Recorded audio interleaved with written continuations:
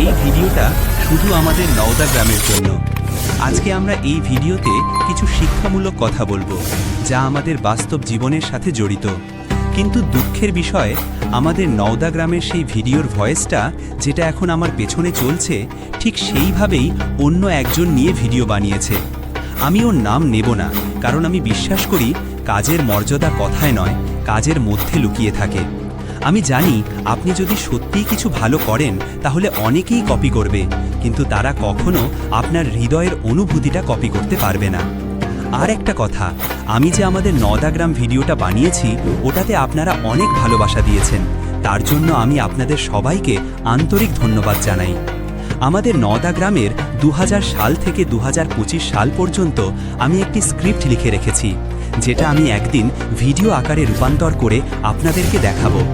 আমাদের নওদা গ্রামের ইতিহাস, এটা শুধু একটা গ্রাম নয়, এটা আমাদের গর্ব, আমাদের স্মৃতি, আমাদের পরিচয়। আমাদের নওদা গ্রামের ছেলেরা শুধু বাইরে কাজ করতেই যায় না, তারা ইতিহাসও লিখতে জানে। তারা নিজের মাটির গন্ধকে সম্মান করে, আর ভবিষ্যৎ প্রজন্মের জন্য রেখে যাচ্ছে এক অনুপ্রেরণার গল্প। নওদার ছেলে। আমি একটা সাধারণ মানুষ, আমি রাফসান জানি। আমাদের গ্রামের মানুষ আমাকে খুব কমই চেনেন।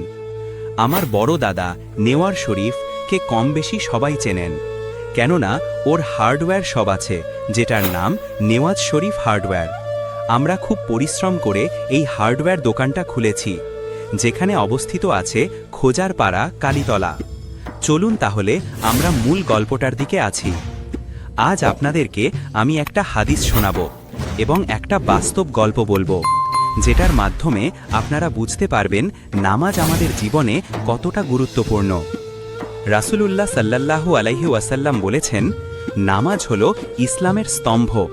যে ব্যক্তি নামাজ ত্যাগ করে সে ইসলাম থেকে বেরিয়ে যায়। সহি মুসলিম।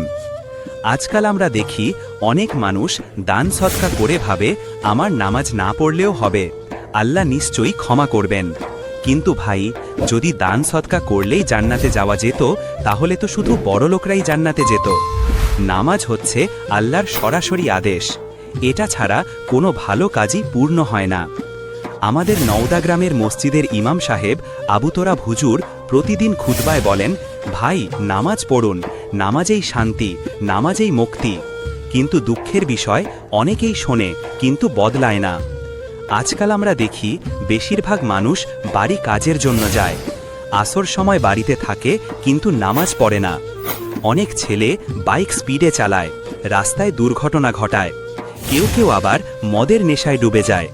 খোজারপাড়ার পাশে গণকট স্টেশনের কাছে বসে তাস খেলে, যেগুলো ইসলামে হারাম বলে বর্ণিত হয়েছে।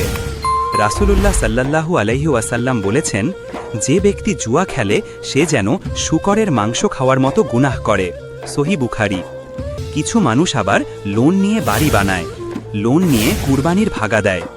এগুলো ইসলামে হারাম, কারণ সুদ আল্লাহ ও তার রাসূলের বিরুদ্ধে যুদ্ধের সমান গুনাহ। আর একটা বড় ভুল, আমরা আজকাল কাউকে সালাম দিই না। ঈদের দিন শুধু সালাম দিই, তারপর ভুলে যাই। কিন্তু হাদিসে আছে, সালাম প্রচার করো, তাহলে তোমরা একে অপরকে ভালোবাসবে। সহি মুসলিম। ভাই, এই দুনিয়া একদিন শেষ হবে। আমাদের দাফন করা হবে সেই 3 জায়গার একটায়। কেউ যাবে বিশমারার পাহাড় কবরস্থান, কেউ যাবে বাথান কবরস্থান, কিংবা ডাঙাপাড়ার কবরস্থানে। সেই সময় কেউ আমাদের সাহায্য করবে না, শুধু আমাদের নামাজ, রোজা, সৎ কাজ আমাদের সঙ্গে যাবে।